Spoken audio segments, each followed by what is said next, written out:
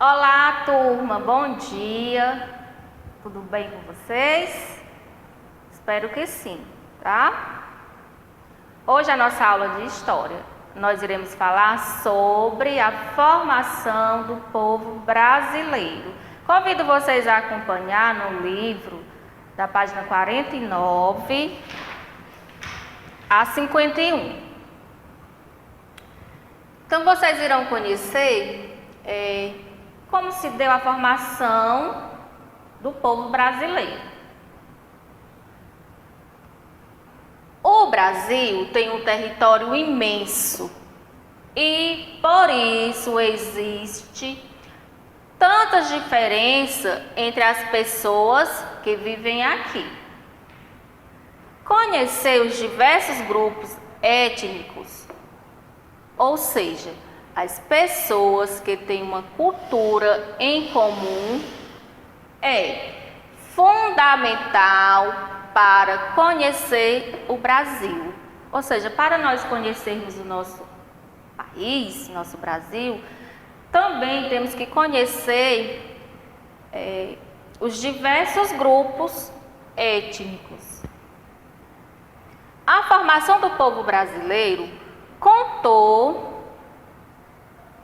com vários grupos étnicos. Quais foram eles? Lembram?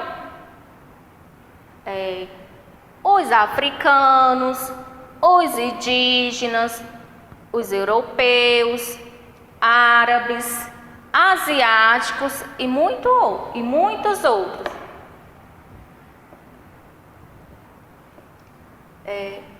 Aqui, tem várias etnias que formaram o nosso povo brasileiro. Mas só se destacaram algumas delas, certo? Que é o que vocês vão conhecer. No entanto, podemos dizer que as etnias que formaram o povo brasileiro foram a europeia, a africana e a indígena. Somos descendentes de vários grupos que viveram em todo o território brasileiro, povos que contribuíram de forma marcante na construção da nossa identidade. Assim, todos nós fazemos parte da história do Brasil.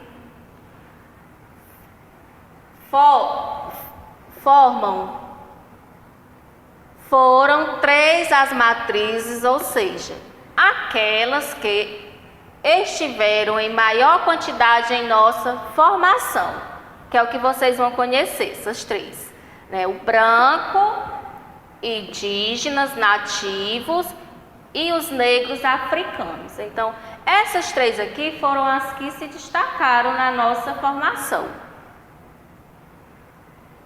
Da relação entre pessoas dessas etnias, nasceram diferentes tipos mestiços.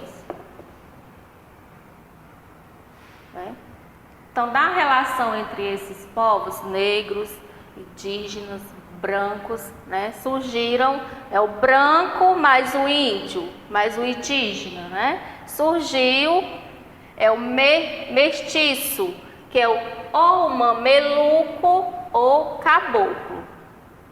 O branco mais o negro, tipo mestiço, o mulato, a mistura do branco com o negro, deu-se a etnia mulato. O negro mais o indígena, tipo mestiço, o cafuso, certo? Então, essa mistura é classificada em três: o mameluco, o caboclo, o mulato e o cafuso. No entanto, a relação entre essas etnias não se deu de forma equilibrada. Houve guerras, pois os europeus se apossaram das terras onde os indígenas viviam, e estes não abriram mão sem disputa. Ou seja, quando os europeus aqui chegaram, eles se apossaram das terras, né? E os indígenas, eles tiveram que lutar, que brigar pelo que era deles, né? E como foi que os africanos chegaram ao Brasil, no nosso país? Os africanos, eles foram trazidos pelos europeus para o Brasil, viviam na escravidão e também resistiram às situações impostas pelos europeus. Ou seja, assim como os indígenas, os africanos também, eles tiveram que lutar, né? Certamente não podemos dizer que o nosso país se construiu de forma pacífica. Ao contrário, o sangue de muita gente foi derramado. E assim, sem dúvida alguma, temos hoje herança dessa história. No censo de 2010, no total de nossos habitantes, 47,7%, quase a metade, se classificaram como branco, cerca de 43,1% como pardo, 7,6% como negro e 1,14% como amarelo e 0,4% como indígena. Vocês irão conhecer um pouco mais sobre esse censo. Essa imagem aqui representa a nossa mistura de raça, né? É preciso entender o porquê de quase toda a população se autodeclarar branca ou parda. Então a gente tem que entender o porquê disso. Nos questionarmos sobre o que aconteceu aos indígenas, que hoje constitui menos de 1% da população. O que terá acontecido, né, para que hoje somente 1% da população seja considerada indígena? Também é importante, já que nossas terras eram habitadas apenas por eles, ou seja, nossas terras brasileiras eram habitadas somente pelos indígenas, quando os europeus aqui chegaram. Pensar sobre isso nos dá uma dimensão da matança de indígenas que houve para a ocupação do território brasileiro atual. Ou seja, a razão desse 1%, né, da população representar os indígenas, esse motivo aqui, a matança, né? Eles morreram na luta com os europeus para defender o que era deles, as nossas terras brasileiras. Hoje há mais pessoas se autodeclarando amarelas, ou seja, pessoas de origem asiática, que indígenas, que já ocupavam o território. Isso nos leva a crer que muitas pessoas daquela etnia vieram para o Brasil como imigrantes e aqui se fixaram. Além disso, é impossível concluir que tiveram mais condições de se manter do que os próprios indígenas. Ou seja, esses asiáticos que vieram como imigrantes para o Brasil, eles se destacaram mais. Por quê? Porque eles tiveram mais condições que os indígenas. É essencial compreender que a formação do povo brasileiro se deu a partir da relação de dominação, exploração, imposição e aproveitamento entre pessoas de várias etnias. Entretanto, é preciso saber o que aconteceu historicamente para podermos compreender quem somos e como seremos. Essa imagem aqui representa, né, as caravelas dos europeus chegando ao Brasil, de Colombo.